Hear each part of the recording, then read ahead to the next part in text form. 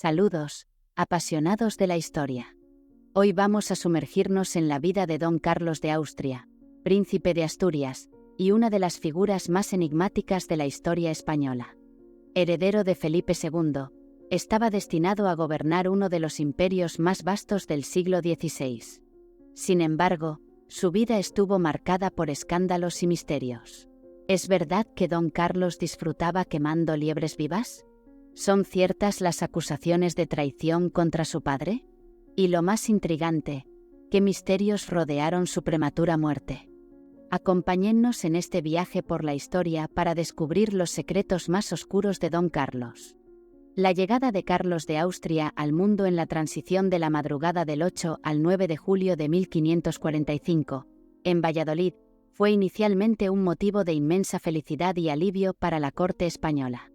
Su nacimiento simbolizaba no solo la continuidad de la dinastía Habsburgo, sino también el fortalecimiento del legado y poder de su padre, Felipe II, quien entonces ostentaba el título de Príncipe de Asturias. En una época donde la mortalidad infantil era elevada y la sucesión un asunto de estado crítico, la llegada de un heredero varón era un evento de significativa importancia política y personal. Sin embargo, el júbilo se tornó rápidamente en tragedia. La madre de Carlos, María Manuela de Portugal, princesa de Asturias, enfrentó severas complicaciones durante el parto. La intensidad y la duración del mismo, sumado a los limitados conocimientos médicos de la época, culminaron en su fallecimiento apenas 4 días después de dar a luz. Esta trágica pérdida marcó profundamente a Felipe II, quien no solo perdió a su amada esposa, sino que también tuvo que enfrentar la responsabilidad de la crianza de su hijo en medio del duelo. El impacto de la muerte de María Manuela resonó a través de la corte, ensombreciendo la alegría inicial y dejando un halo de melancolía que envolvió los primeros años de vida de Carlos. La crianza del joven príncipe, ahora marcada por la ausencia materna, influyó notablemente en su desarrollo emocional y psicológico. La figura de Carlos, por lo tanto, desde sus primeros días, se ve envuelta en una mezcla de gran esperanza y profunda tragedia, reflejando la complejidad y la vulnerabilidad inherentes a la vida en la corte más poderosa de Europa en aquel tiempo. Desde su nacimiento, Carlos de Austria se encontró frente a un conjunto de obstáculos que marcarían profundamente su existencia. La fragilidad de su salud era evidente desde sus primeros días, reflejando las complicaciones derivadas de un linaje real intensamente consanguíneo. Felipe II y María Manuela de Portugal, ambos pertenecientes a la Casa de los Habsburgo, compartían ancestros comunes, lo que incrementaba significativamente el riesgo de problemas genéticos en su descendencia. Los médicos de la corte pronto diagnosticaron a Carlos una malformación que afectaba su movilidad, un legado doloroso de la interconexión familiar. Esta condición física, que incluía una cojera notable, no solo le impedía caminar erguido con facilidad, sino que también sería una fuente de dolor y dificultad a lo largo de su vida. La cojera de Carlos no era solo una cuestión de incomodidad física. En una época donde la imagen de fortaleza física y autoridad era crucial para un gobernante, esta discapacidad representaba una vulnerabilidad política y personal. Además, la salud precaria del príncipe no solo afectaba su vida cotidiana, sino que también tenía un impacto en la percepción pública y en la estabilidad de la corte. Cada episodio de enfermedad de Carlos era motivo de preocupación no solo para su familia, sino también para los nobles y consejeros, cuyas ambiciones y carreras estaban intrínsecamente ligadas al destino del futuro monarca.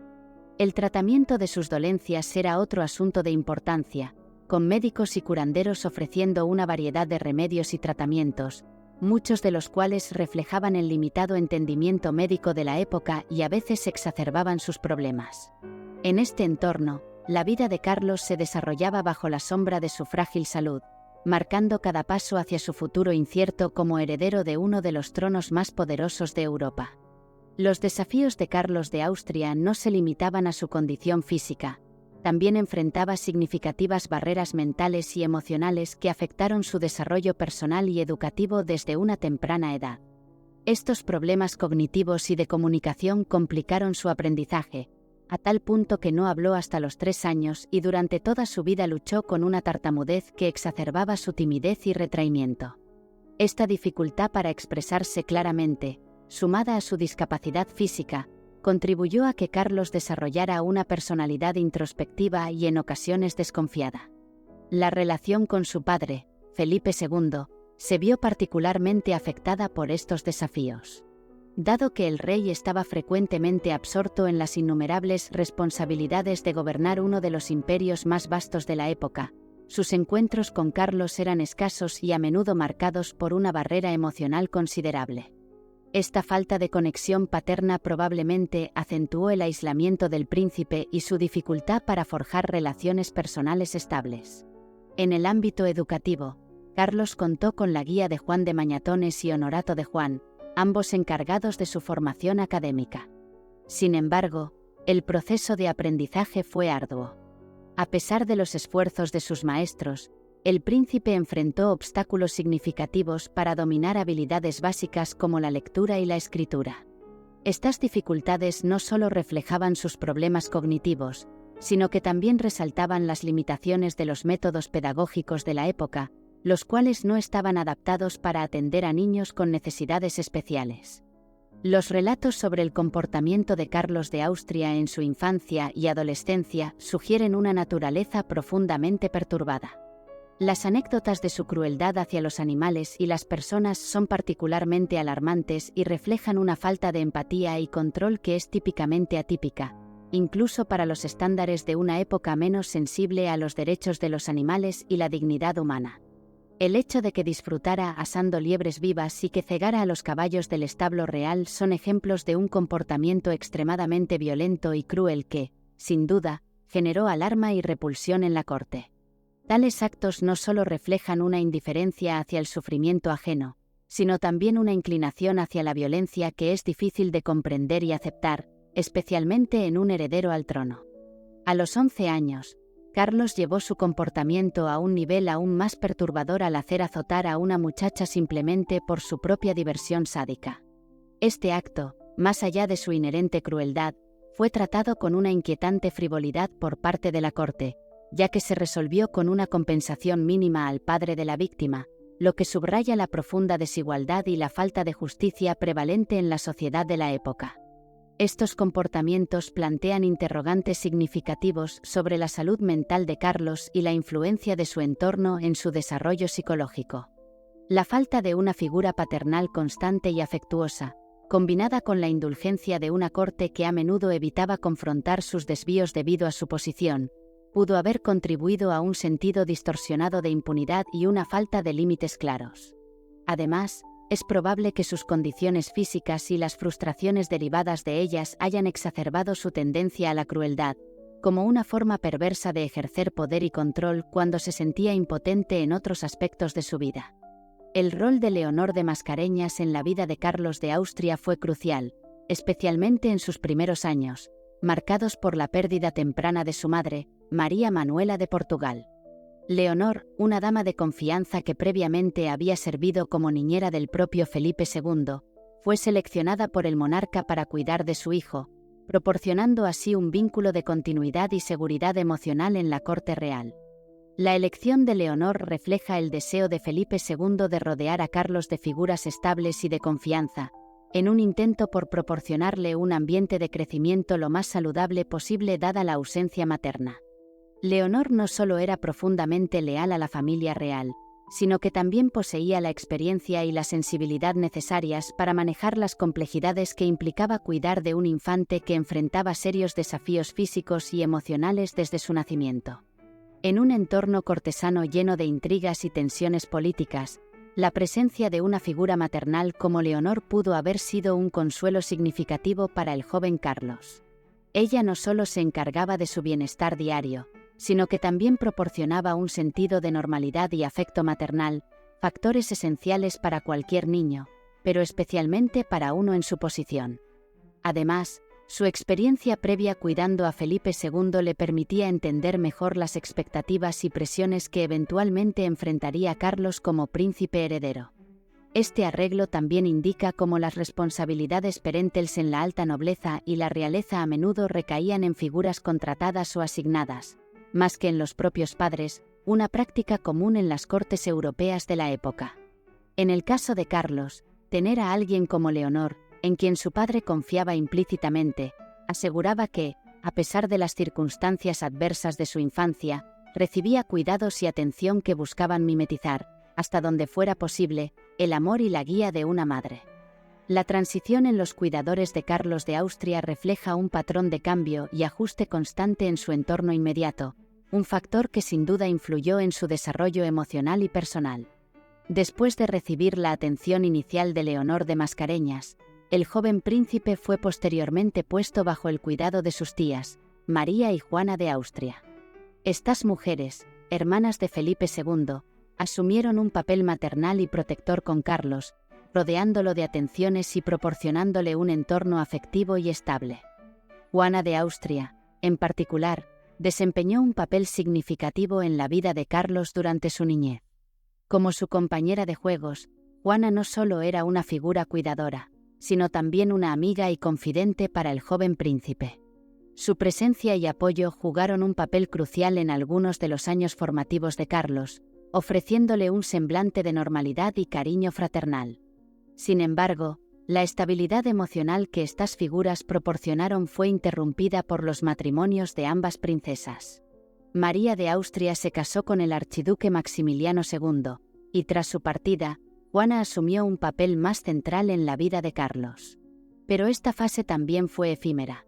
Juana eventualmente se casó con el infante Juan Manuel, heredero al trono de Portugal, dejando nuevamente a Carlos en una situación de cambio y posible soledad.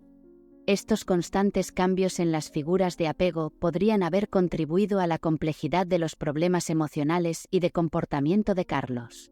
La falta de una presencia maternal constante, junto con la sucesión de guardianes que entraban y salían de su vida, podría haber exacerbado su sentido de inseguridad y sus problemas de conducta.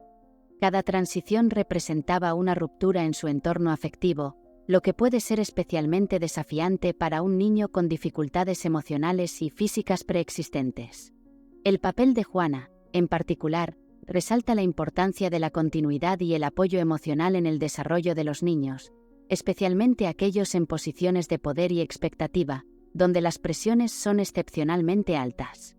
Su eventual partida habría sido otro golpe para Carlos, privándolo de una figura que no solo le cuidaba, sino que también jugaba y se relacionaba con él de manera personal y directa. Antonio de Rojas, el ayo de Carlos de Austria, jugó un papel vital en la educación y supervisión del príncipe, representando una figura de autoridad y guía diaria en su vida. Su compromiso con el desarrollo de Carlos era tan meticuloso que enviaba informes semanales a Felipe II, detallando los progresos y actividades cotidianas del príncipe. Estos informes no solo servían para mantener al rey informado sobre la educación de su hijo, sino que también eran una herramienta crítica para asegurar que se atendían adecuadamente las necesidades del heredero, tanto en su formación como en su bienestar general. A pesar de la estructura y la atención detallada que Rojas y otros proveían, el carácter de Carlos se volvía cada vez más difícil. Su comportamiento se tornaba desagradable y violento, lo que era motivo de preocupación y queja frecuente entre sus sirvientes. Este deterioro en su temperamento podría estar relacionado con varios factores, incluyendo su salud física y mental crónicamente frágiles, y el aislamiento emocional provocado por las continuas pérdidas de figuras maternales y cuidadores cercanos. El desarrollo físico de Carlos de Austria estuvo marcado por múltiples adversidades, entre ellas una grave enfermedad que contrajo a los 11 años. La malaria, una enfermedad debilitante y en muchos casos mortal en aquella época, tuvo un impacto devastador en su ya frágil salud. Las fiebres altas y prolongadas, características de esta enfermedad, afectaron su crecimiento y desarrollo físico, exacerbando problemas preexistentes y resultando en deformidades adicionales. La enfermedad de la malaria, además de debilitarlo generalmente, afectó específicamente el desarrollo de su columna vertebral y sus piernas, provocando anomalías que complicaron aún más su capacidad para moverse. El resultado fue que Carlos no podía caminar erguido y su cojera se acentuó, lo que le añadió un nivel adicional de dificultad a su vida cotidiana y a cómo era percibido por aquellos a su alrededor. Esta incapacidad para caminar erguido simboliza no solo su lucha física, sino también la carga emocional y psicológica que debió soportar. En un periodo donde la presencia física y la estatura eran a menudo vistas como reflejos del derecho a gobernar y la autoridad, las discapacidades físicas de Carlos no solo afectaron su salud, sino que también pudieron haber influido en la percepción pública y la confianza en su capacidad para liderar. La cojera y las dificultades para caminar, sumadas a su comportamiento errático y sus problemas de salud mental, presentaban un cuadro complejo que seguramente afectó la manera en que Carlos se veía a sí mismo y cómo era visto por la nobleza y el pueblo. Estos desafíos físicos y emocionales añaden una capa de comprensión sobre la figura de Carlos, un príncipe destinado al trono que enfrentó innumerables obstáculos, muchos de los cuales estaban fuera de su control y definieron de manera significativa su corta vida. El reconocimiento de Carlos de Austria como heredero al trono de Castilla en 1560 fue un momento crucial en su vida, marcando formalmente su posición como futuro rey. Sin embargo, este acontecimiento coincidió con un deterioro significativo en su salud, lo que complicó aún más las ya tensas dinámicas de la corte y sus responsabilidades como príncipe. Los ataques recurrentes de fiebre que sufrió durante este periodo fueron tan severos que lo dejaron postrado en la cama, incapaz de cumplir con las obligaciones que su posición demandaba. Estos episodios no solo eran un reflejo de su frágil estado físico, sino que también ponían en evidencia las dificultades que enfrentaría para gobernar si llegaba a asumir el trono. La situación era lo suficientemente grave como para que los médicos intervinieran, recomendando que evitara cualquier esfuerzo extenuante, incluyendo viajes largos. Este consejo médico llevó a Felipe II a tomar la decisión de posponer el viaje al Reino de Aragón, donde se debían celebrar cortes y donde Carlos también sería reconocido formalmente como heredero. El viaje a Monzón, donde tendrían lugar estas cortes, fue considerado demasiado arriesgado para la salud del príncipe. Esta decisión subraya la gravedad de la situación y el impacto directo de la salud de Carlos en los asuntos de Estado. La incapacidad de Carlos para participar en eventos clave como las Cortes de Aragón no solo tenía implicaciones políticas, sino que también afectaba la percepción pública de su capacidad para liderar. El desafío que representaba manejar el comportamiento y la salud de Carlos de Austria crecía a medida que se agravaban su estado de salud y su descontento. A pesar de las recomendaciones médicas claras y necesarias para mejorar su condición física, Carlos mostraba una renuencia a modificar su estilo de vida, especialmente en lo que se refería a su alimentación y ejercicio. Su propensión a los excesos alimenticios, combinada con su falta de actividad física orientada a fortalecer sus piernas debilitadas, solo servían para deteriorar aún más su ya frágil salud. El comportamiento de Carlos también reflejaba un creciente desafío hacia la autoridad, manifestándose en actitudes violentas y altivas, especialmente hacia Felipe II. Esta tensión no solo destacaba las dificultades personales y de relación entre padre e hijo, sino que también planteaba serias preocupaciones sobre su capacidad para asumir responsabilidades reales en el futuro.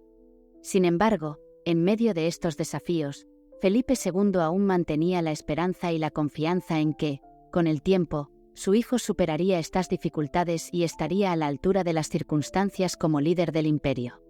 Este optimismo del rey podría interpretarse como una mezcla de deseo paternal, esperanza y, posiblemente, una necesidad política de mantener la estabilidad y la continuidad en la sucesión al trono. La situación ponía a Felipe II en una posición delicada, enfrentando el dilema de cómo gestionar la salud y el comportamiento de su heredero, mientras mantenía la confianza en su potencial para gobernar un vasto imperio. La salud continuamente precaria de Carlos de Austria y su comportamiento errático provocaron que Felipe II evaluara opciones para mejorar la situación de su hijo, considerando incluso un cambio de entorno que pudiera beneficiar su recuperación. La idea de trasladarlo al Reino de Valencia surgió debido a su clima más benigno, que se pensaba podría favorecer la salud de Carlos. Sin embargo, la distancia significativa de Valencia a la Corte Central en Madrid presentaba un inconveniente considerable, no solo en términos de logística, sino también en mantener la supervisión y control necesarios sobre el heredero al trono en un momento de tanta inestabilidad. Tras descartar Valencia por estas complicaciones, se consideró una alternativa más viable: Alcalá de Henares. Esta ciudad no solo estaba más cerca de la corte, permitiendo una comunicación y supervisión más eficaz, sino que también ofrecía un ambiente tranquilo y un clima favorable para su salud. Además, Alcalá de Henares era un centro de aprendizaje y cultura gracias a su célebre universidad, lo que proporcionaba un entorno estimulante y adecuado para un príncipe. En Alcalá, Carlos estaría bajo la vigilancia de dos figuras prominentes y confiables, don Juan de Austria y Alejandro Farnesio, ambos estudiantes en la universidad en ese momento. Don Juan de Austria, reconocido por su liderazgo y habilidades militares, era además hermanastro de Carlos, lo que añadía un vínculo familiar a la supervisión. Alejandro Farnesio, por su parte, era un noble de gran prestigio y capacidad, futuro duque de Parma y Piacenza. La presencia de estas dos figuras no solo garantizaba una supervisión efectiva, sino que también aseguraba un ambiente disciplinado y estructurado, potencialmente beneficioso para alguien con las dificultades de Carlos. La llegada de Carlos de Austria a Alcalá de Henares en 1561 marcó un nuevo capítulo en su vida, uno que esperaba ofrecer un respiro y una oportunidad para estabilizar su salud. Alojado en el palacio del arzobispo de Toledo, Carlos se encontraba en un entorno que combinaba la dignidad real con la tranquilidad académica, acompañado por figuras familiares clave como su tío y su primo, lo que proporcionaba un cierto grado de confort y estabilidad. A pesar de estas circunstancias potencialmente propicias, Carlos parecía poco inclinado a aprovechar la oportunidad para enfocarse en su educación o en el mejoramiento de su salud.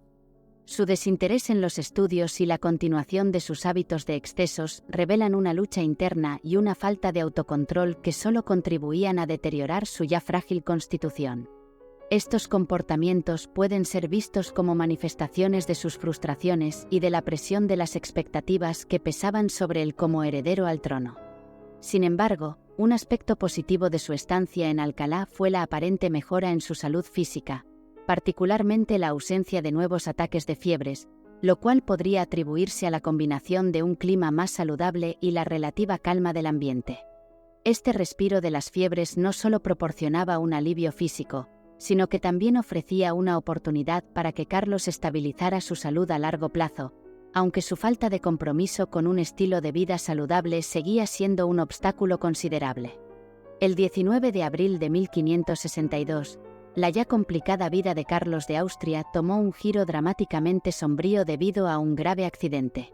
Al perseguir a la hija de uno de los empleados del palacio en Alcalá de Henares, Carlos sufrió una caída por las escaleras, un incidente que puso su vida en inmediato peligro. Esta caída no solo agravó sus condiciones de salud preexistentes, sino que también lo dejó en un estado crítico, al punto de que muchos temieron por su vida. La gravedad del accidente fue tal que Felipe II, su padre, tuvo que enfrentarse a la posibilidad muy real de perder a su hijo y heredero. Esto llevó al rey a comenzar los preparativos para el funeral de Carlos, un acto que subraya no solo la seriedad del incidente, sino también la constante sombra de mortalidad que rodeaba al joven príncipe. La acción de preparar el funeral mientras Carlos aún luchaba por su vida revela la profundidad de la desesperación y la incertidumbre que Felipe II debió haber sentido ante la perspectiva de perder a su heredero. En respuesta a la crisis, la corte y la familia real probablemente se movilizaron para proporcionar el mejor cuidado posible, mientras que la comunidad religiosa y la sociedad en general observaban y esperaban, conscientes de que el destino del imperio podría estar a punto de cambiar drásticamente debido a este desafortunado accidente. El tratamiento médico de Carlos tras su caída fue un ejemplo del intenso esfuerzo y la preocupación por su recuperación, reflejando las limitaciones y desesperación de la medicina de la época. Los médicos de la corte intentaron múltiples enfoques para tratar sus lesiones, incluyendo prácticas extremas como la trepanación, un procedimiento quirúrgico que involucra perforar el cráneo para aliviar la presión o tratar problemas internos del cerebro. Este procedimiento, aunque arriesgado y doloroso, subraya la gravedad de su condición y la urgencia de encontrar una solución a sus complicaciones de salud. Ante la falta de mejoría y los recursos limitados de sus médicos habituales, Felipe II recurrió a un prestigioso médico valenciano conocido como Pinterete. Este médico, destacado por sus conocimientos en medicina árabe, representaba una fuente de esperanza debido a la rica tradición médica árabe, conocida por sus avanzadas técnicas y remedios en la época. La medicina árabe incluía un enfoque más holístico y refinado, que a menudo contrastaba con las prácticas más rudimentarias de la medicina europea contemporánea. El éxito de Pinterete en la recuperación de Carlos no solo proporcionó alivio a Felipe II, sino que también puede haber influido en la percepción de las prácticas médicas de la época, destacando la importancia de la diversidad de conocimientos y enfoques en el campo de la salud. La intervención de este médico marcó un punto de inflexión en la salud del príncipe, permitiéndole recuperarse de manera significativa de las consecuencias del accidente. Reconociendo la fragilidad de la situación y posiblemente motivado por el reciente susto de perder a su hijo, Felipe II decidió trasladar a Carlos de regreso a Madrid, donde podría supervisar personalmente su cuidado y recuperación. Este traslado no solo aseguraba que Carlos estuviera cerca y bajo la vigilancia directa de la corte, sino que también reflejaba un deseo paternal y monárquico de proteger y mantener al heredero en un entorno más controlado y seguro. La decisión de mantener a Carlos cerca subraya la continua preocupación de Felipe II por la salud y el bienestar de su hijo, así como las implicaciones políticas de su estado en la estabilidad y el futuro del Imperio español. Entre 1562 y 1564, las tensiones entre Felipe II y su hijo Carlos de Austria se intensificaron notablemente, marcadas por una serie de confrontaciones y malentendidos que reflejaban una relación profundamente problemática y fracturada. Felipe II, un monarca conocido por su prudencia, devoción religiosa y rigidez administrativa, se encontraba frecuentemente desconcertado y frustrado por el comportamiento errático y a menudo incontrolable de su hijo. Esta situación era especialmente complicada dado el contexto de la corte española, donde la apariencia de estabilidad y control era crucial para el mantenimiento de la autoridad real. La necesidad de reprender a Carlos en público no solo era un reflejo de la seriedad con la que Felipe II tomaba la disciplina, sino también un indicativo de las dificultades que enfrentaba para manejar en privado a su hijo. Estas reprimendas públicas, aunque quizás necesarias desde la perspectiva de Felipe para mantener el orden y la autoridad, solo sirvieron para agravar el resentimiento y la animosidad de Carlos hacia su padre. Para Carlos, estas humillaciones públicas no solo erosionaban su dignidad personal, sino que también debilitaban su estatus dentro de la corte y frente a la nobleza, lo cual era especialmente delicado para un príncipe heredero. El resentimiento de Carlos puede entenderse como una respuesta a lo que percibía como ataques continuos a su carácter y capacidad por parte de su padre, una figura que debería haber sido su principal apoyo y guía. Este deterioro en la relación podría haber sido exacerbado por la falta de empatía o comprensión de las luchas internas que Carlos enfrentaba, incluyendo sus problemas de salud mental y física.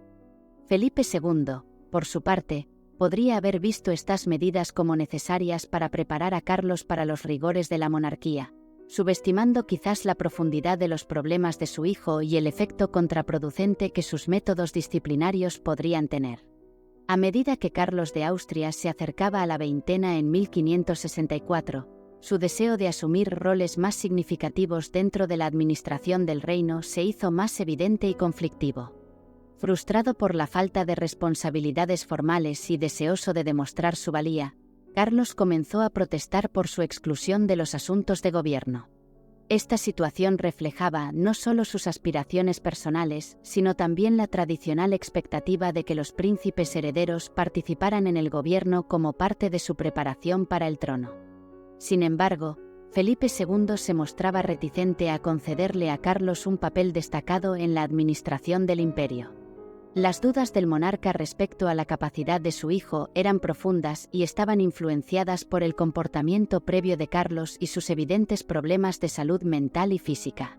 Estas preocupaciones no eran infundadas, dado que la gestión de cualquier parte del vasto imperio español requería habilidad, juicio y estabilidad, cualidades que Carlos había demostrado carecer en varias ocasiones.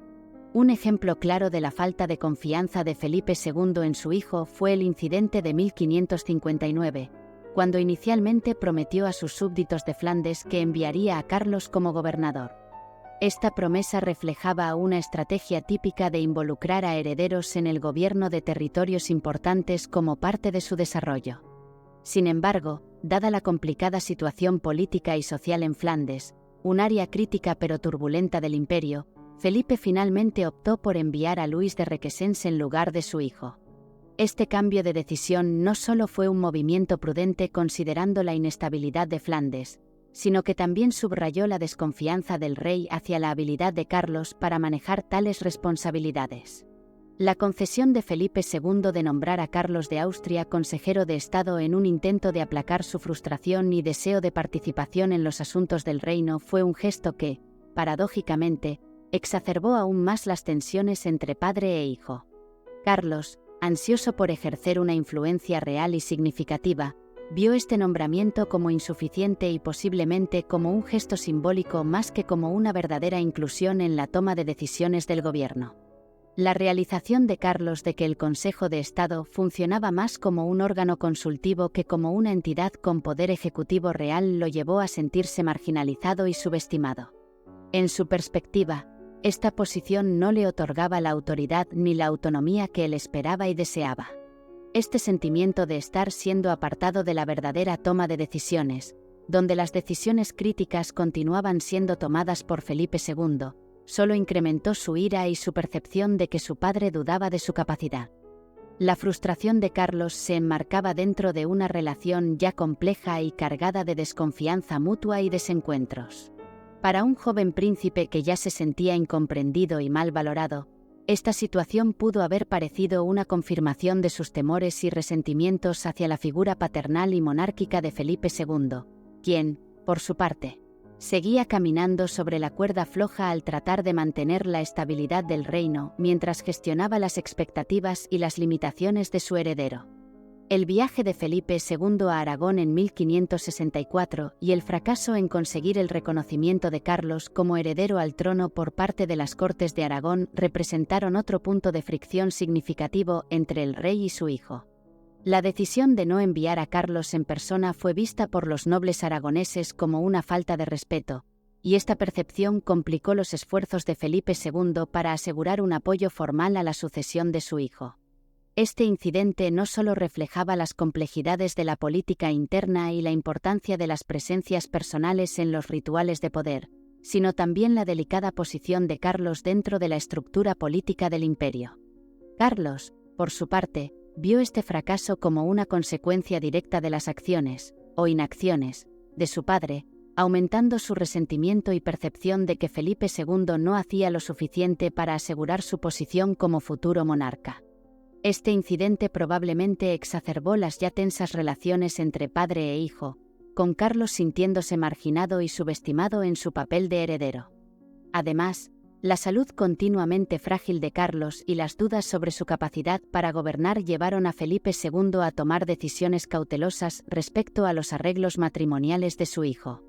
La paralización de las negociaciones matrimoniales con la hija de su primo Maximiliano II, Ana de Austria, es un claro ejemplo de cómo las preocupaciones sobre la estabilidad y el futuro de la monarquía influenciaban decisiones críticas. Felipe II, enfrentando la posibilidad real de que Carlos no pudiera asumir o sostener el trono debido a sus problemas de salud y comportamiento, optó por detener estos planes, lo que probablemente fue visto por Carlos como otra instancia de falta de apoyo y confianza de su padre. La desconfianza de Felipe II hacia la habilidad de Carlos para asumir tales cargas se reflejaba en sus acciones y decisiones, lo que a su vez alimentaba el resentimiento y la frustración de Carlos. Sentirse marginado y dudado por su propio padre, junto con su creciente paranoia y deterioro mental, llevó a Carlos a considerar medidas extremas y desesperadas, incluida la conspiración contra Felipe II. Los esfuerzos de conspiración de Carlos, sin embargo, estaban lejos de ser coherentes o viables. Su estado mental debilitado y su falta de un apoyo significativo dentro de la corte hacían que sus planes fueran poco realistas y fácilmente descubiertos. Estos intentos de subvertir el orden establecido ilustran no solo la profundidad de su desesperación, sino también el grado de alienación que sentía dentro de su propio entorno familiar y político. La estrategia matrimonial de Felipe II para Carlos implicó considerar una alianza con María I de Escocia. Una decisión que, si bien podría haber reforzado las alianzas dinásticas, también presentaba significativos riesgos políticos. Un matrimonio entre Carlos y la reina escocesa podría haber desatado conflictos con Francia e Inglaterra, ambos actores clave en la política europea de la época y con intereses opuestos en Escocia.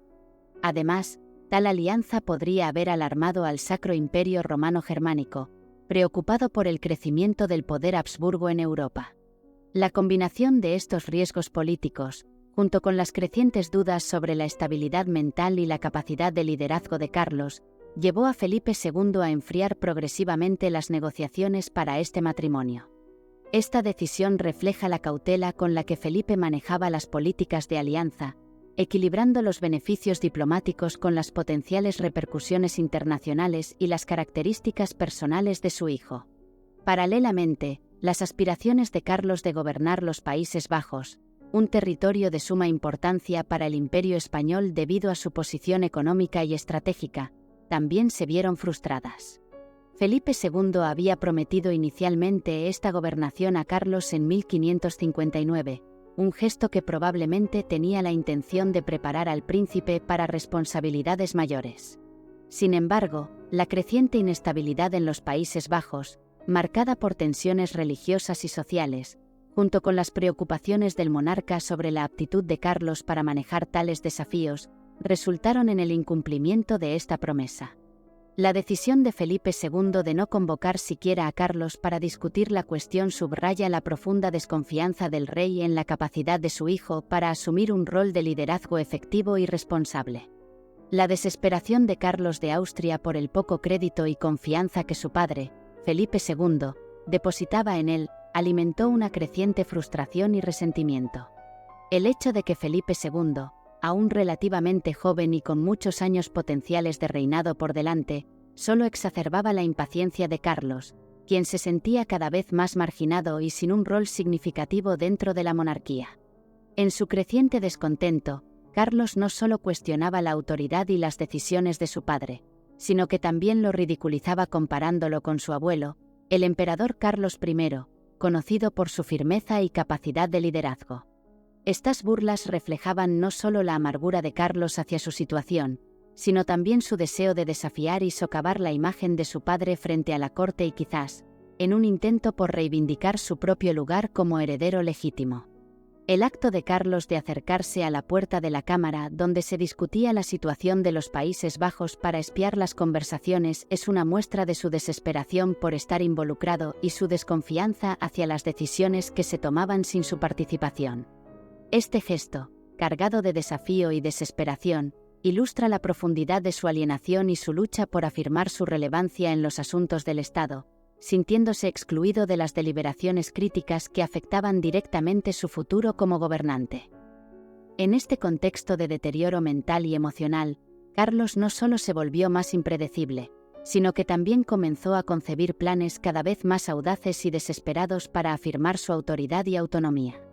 La conversación de Carlos con el príncipe de Éboli sobre un nuevo plan para hacerse con el poder refleja su creciente deseo de escapar de la sombra de su padre y demostrar su valía como líder. Sin embargo, estos planes no solo eran indicativos de su inestabilidad, sino que también representaban un riesgo significativo para la seguridad y la estabilidad de la monarquía española. El hecho de que Carlos haya sostenido conversaciones con los rebeldes de Flandes y considerara su oferta para gobernar el territorio si lograba deshacerse del control español, revela una situación potencialmente explosiva.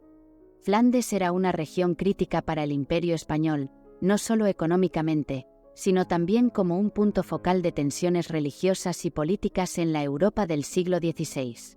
La posibilidad de que el propio heredero al trono español se aliara con fuerzas rebeldes en contra de los intereses imperiales de su padre podría haber desencadenado una crisis de enormes proporciones, amenazando la integridad y la autoridad de la monarquía. La escalada de comportamientos peligrosos por parte de Carlos de Austria culminó en una decisión drástica por parte de Felipe II. Al enterarse de que Carlos estaba solicitando fondos a nobles destacados para financiar su huida de España, Felipe II, completamente al tanto de los movimientos y planes de su hijo, se vio obligado a actuar decididamente para prevenir una crisis mayor.